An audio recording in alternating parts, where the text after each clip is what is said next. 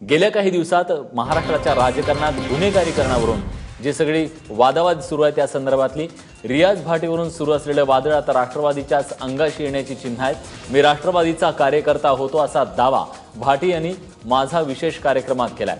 नरेंद्र वर्मांनी मात्र मला पद दिलं होतं असंही भाटी यांनी सांगितलं।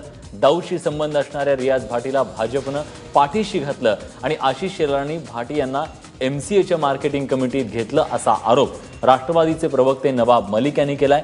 दरम्यान राष्ट्रवादीचे प्रवक्ते नरेंद्र वर्मा यांनी रियाज भाटी नावाच्या कुणाला आपण ओळखत नाही, आपला पक्ष त्याला ओळखत नाही असं म्हटलंय।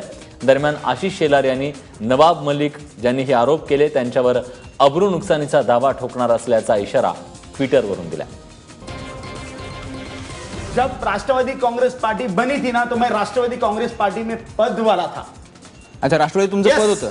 मेरे पास वो प्रूफ मैं निकाल के दूंगा। नरेंद्र वर्मा जी मेन थे। राष्ट्रवादी बनी थी उस वक्त मैं उस पोस्ट में था, तो मैं तो वापस राष्ट्रवादी में था, मैं बीजेपी में नहीं था। पर मुझे पॉलिटिक्स नहीं चाहिए थी इसलिए मैं बाहर हो गया। कुछ 5-6 महीना में था।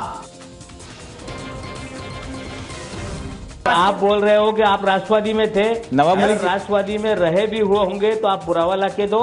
यस, मैं पुरावा दूंगा ना सर। तो हम क्षमा मांगते हैं जनता से। सर मैं पुरावा दूंगा।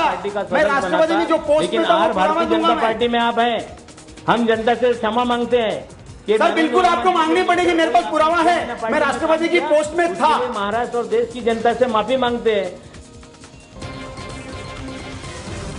पहिला तर मला हा नाव आठवत नाहीये की 18 वर्ष झाली आणि ते कुठल्या पातळीवर तो पदाधिकारी होता।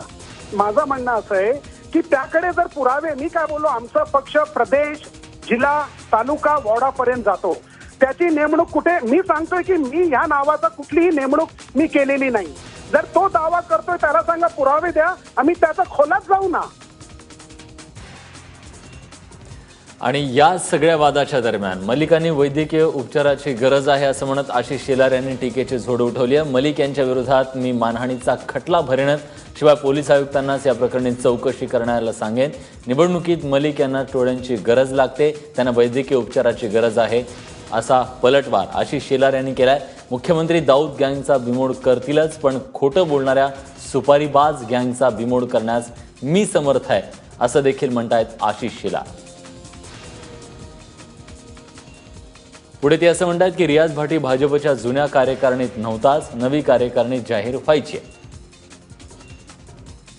भाटीचा भाजपशी काहीही संबंध नाही, मलिक यांचे आरोप धादांत खोटे।